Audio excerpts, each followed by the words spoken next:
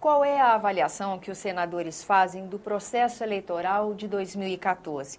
Nesse período que antecede o segundo turno das eleições, onde os brasileiros vão escolher o candidato à presidência da República e, em alguns estados, os seus governadores, o programa Argumento está ouvindo os parlamentares, que fazem uma análise desse primeiro turno e falam também de suas expectativas para os debates e esse caminho do segundo turno. Nós vamos ouvir nessa edição o senador Pedro Simon. Senador, muito obrigada pela sua presença aqui no nosso programa. O próprio tema da entrevista já é a pergunta principal. Que análise que o senhor faz desse processo eleitoral que estamos atravessando em relação ao primeiro turno que já foi executado? Eu acho que nós temos aspectos positivos e aspectos negativos. A eleição em 2 turnos foi uma conquista importante, que vários candidatos à presidência, no primeiro turno se faz uma seleção e realmente tem-se uma oportunidade no segundo turno de escolher em definitivo. O grande mal do Brasil são o exagero de partidos políticos. Quer dizer, a nossa estrutura partidária é ridícula. Ao longo da vida, infelizmente, a história dos partidos políticos no Brasil é extremamente negativa. Nós nunca tivemos uma época em que tivemos partidos efetivos, consistentes, com conteúdo. Que nem o Uruguai aqui, os brancos e os colorados, que nem ali na Argentina, os peronistas e os radicais, que nem no Paraguai, os colorados e brancos. Então, no Brasil, infelizmente, nunca tivemos partidos com força. Mas agora vivemos um período tremendamente negativo. São 30 e tantos partidos.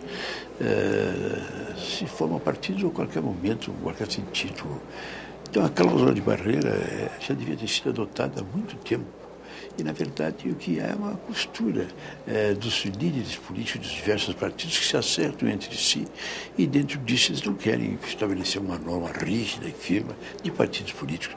Nos Estados Unidos tem muita gente que pensa que só tem o Partido Democrata e o Partido Republicano. Nos Estados Unidos, a coisa mais fácil que tem é fazer partido político. Se os Estados Unidos não tem justiça eleitoral, um grupo de pessoas se reúne, vai lá no cartório e registra um partido político. Mas daí a ter voz, a daí a ter representante, a daí a poder disputar, há uma diferença muito grande. Ele tem que ter peso, ele tem que ter sustentabilidade eleitoral atrás de si. Então, a primeira coisa a ser feita no Brasil seria realmente uma análise, uma cláusula de barreira, que é interessante. Quando veio a ditadura, o Castelo Branco, no ato institucional número 2, extinguiu os partidos políticos, que eram 13 ou 14, e criou só 2 partidos. Foi o grande erro dele. Mas ali era isso. E se estabeleceu que os partidos políticos tinham que fazer uma filiação partidária na justiça eleitoral. E tinha que ter um número determinado para que o partido continuasse existindo. O que aconteceu? Só o PTB, PSD, UDN conseguiram ter esse número, o resto desapareceu. Só que aí, como a ditadura queria se manter no poder a qualquer custo, extinguiu todos os partidos, criou só a Arena e a MDB.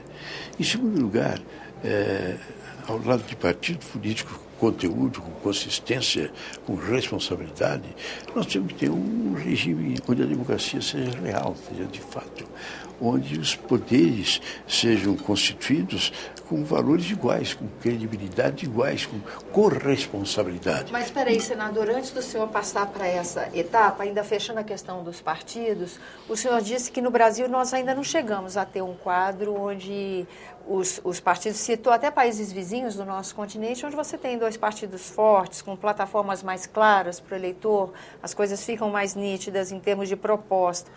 E o senhor disse que no Brasil isso nunca aconteceu. A que o senhor atribui isso? O que tem de diferente na nossa política que propicia essa proliferação de partidos, independente das ideias? Lá na origem do Brasil,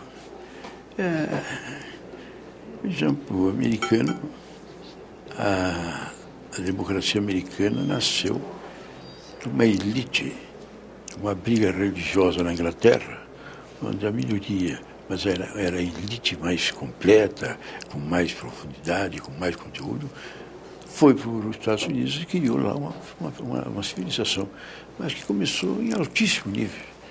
Porque dali eles estariam estabelecidos e ficariam, né? Dali eles vieram com algo que funcionava excepcionalmente bem na Inglaterra e que eles aprimoraram e funcionou ainda melhor nos Estados Unidos. A nossa origem é bem outra. No Brasil, mesmo. não. No Brasil vieram os 40 delegados que vieram com capitanias hereditárias e exploração econômica. E a capitania hereditária já foi esse princípio. Qual era o princípio? O princípio de que são os coronéis, os caras que mandam.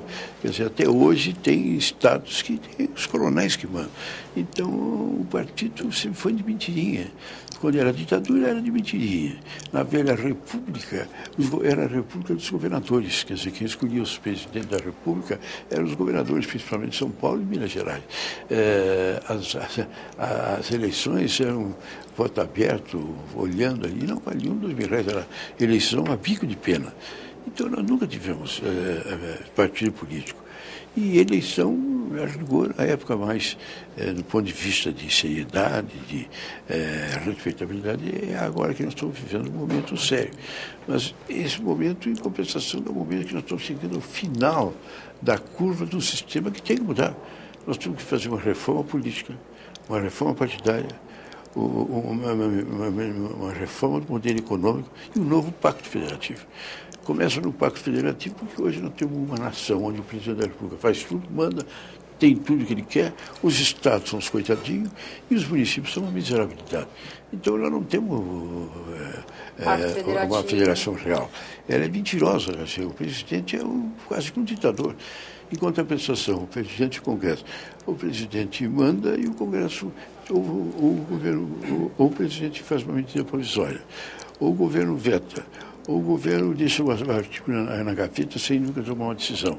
O governo faz o que quer, ele governa da maneira que ele quer, como ele bem entende. Então, o quadro brasileiro exigiria realmente o ideal seria uma Assembleia Nacional Constituinte, onde a sociedade pudesse expressar e fazer isso que não pôde fazer na Constituinte. Por que não pôde fazer na Constituinte? Porque o doutor Tancredo morreu, ele foi o presidente eleito, quer dizer, toda a Constituinte, todo aquele trabalho foi feito em cima da figura dele. Ele representava a maioria do povo brasileiro, ele representava todas aquelas forças que se uniram em torno dele para fazer a democracia. Morreu, ficou Sarney. Sarney eu respeito, mas era um vice-presidente que tinha sido presidente da Arena. Ele não tinha força, autoridade para impor na Constituinte. Então a Constituinte ficou no vazio, ficou no aéreo. E essas grandes questões importantes, as mais fundamentais, não tem decisão. Até hoje nós temos uma Constituinte que tem uma série de 60, 70 artigos, que são os mais importantes, que não têm valor. Como não tem valor? Por exemplo, tem um artigo que diz que o Brasil vai fazer a reforma agrária, vírgula, na forma da lei complementar. A lei complementar não saiu até hoje. Que era o jeito de chegar a consensos e impasses terríveis da Constituinte. Chegava a consenso para não chegar no buraco negro. Então se diz, vai fazer a reforma agrária. Como? E aí se esperava que houvesse um amadurecimento. O Brasil fará uma ampla reforma tributária. Parágrafo único. Em termos de lei complementar. Até hoje não saiu. Existe a fidelidade partidária. Parágrafo único. Em termos de lei complementar. Até hoje não saiu. Então, as grandes teses, as importantes, lá na Constituinte não saiu. Resolvidas ainda. E nós não temos coragem, porque, vamos ser sinceros, a classe política não tem coragem de se reunir e fazer esse debate como deve ser feito. Mas são questões que estão ficando inadiáveis, como o senhor falou, de pacto federativo. Essas crises que nós estamos vivendo é fruto disso. E aí o senhor acha, como é que isso vai se resolver? Porque, de alguma forma, são questões que são modelos que estão se esgotando. Qual é a opinião do senhor nesse sentido? A presidente Marina diz... É filho do governo, por qualquer maneira, ela diz que ela defende a convocação da Assembleia Nacional Constituinte. Eu também defendo. É claro que quando você fala em Assembleia Nacional Constituinte, fica a pergunta, convocar como? Nós convocamos. Que era a minha próxima pergunta. Nós convocamos. Quando nós, no colégio eleitoral, o colégio eleitoral era a representação da ditadura. No momento que nós rompemos o colégio eleitoral e elegemos Tancredo, nós demos a ele o poder legítimo de fazer a convocação da Constituinte. E era um passo natural. Exato. E aí ele fez a Constituinte. Não havia resistência. Né? Agora, para te fazer a Constituinte, como é que você faz a convocação? O ideal, na minha opinião, e eu defendo isso, é exatamente isso. Por exemplo, o Itamar, quando assumiu a presidência da República, Saiu o Collor caçado e ficou o Itamar. O Itamar não tinha nem partido, não tinha ninguém. Ele estava na presidência da República e não tinha nada em roda dele.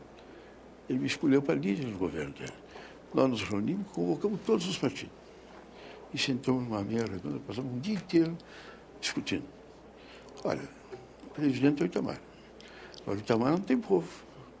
Não foi o povo que botou o Itamar aqui. O povo votou o Collor. O Congresso caçou o Collor. E o Congresso que botou o Itamar aqui. Então, o Itamar está aqui posto pelo Congresso.